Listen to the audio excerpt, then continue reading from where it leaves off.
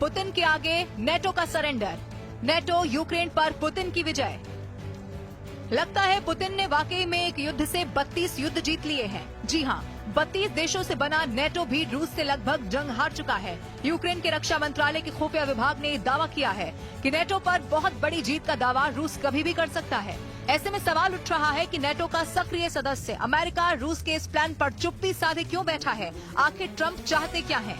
रूस यूक्रेन जंग को 3 साल होने जा रहे हैं। 36 महीने की जंग में पुतिन के रूस ने यूक्रेन जंग में अमेरिका समेत नेटो के 32 और यूरोप और पश्चिम देशों के 50 से ज्यादा देशों को लगभग धूल चटा दी है।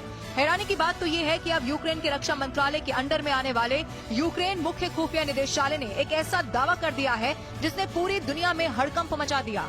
यूक्रेन के GOR ने दावा करना शुरू कर दिया कि नेटो पर बहुत बड़ी जीत का दावा रूसी सेना करने जा रही है। वॉर एक्सपर्ट्स का साफ कहना है कि अगर यूक्रेन का खुफिया निदेशालय इस प्रकार का दावा कर रहा है तो इसका मतलब ये हुआ कि यूक्रेन दुनिया के सामने साबित कर रहा है कि 3 साल की जंग में सिर्फ यूक्रेन ही नहीं हार रहा है, बल्कि 32 देशों से बने नेटो देश भी जंग हार रहे हैं।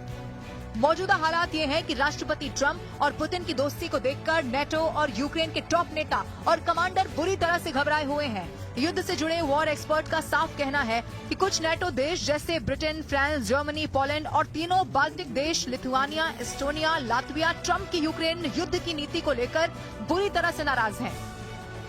इन देशों का साफ कहना है कि राष्ट्रपति पुतिन से ज्यादा खतरनाक अब यूक्रेन के लिए राष्ट्रपति ट्रंप बनते जा रहे हैं। ट्रंप इशारों ही इशारों में जेलेंस्की को भी तंज करते हुए देवदूत तो कभी तानाशाह कह चुके हैं। इसके अलावा ट्रंप ने भी ये साफ कर दिया कि नेटो की फिजूल खर्ची और युद्ध का बोझ अकेले अमेरिका नहीं उठाएगा।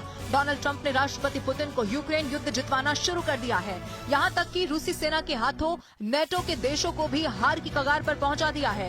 इन हालातों को देखकर साफ कहा जा सकता है कि सऊदी अरब में जब ट्रंप और पुतिन की मुलाकात होगी तब तक रूस यूक्रेन के 25% से ज्यादा इलाकों पर कब्जा करके खुद को विजेता घोषित कर देगा।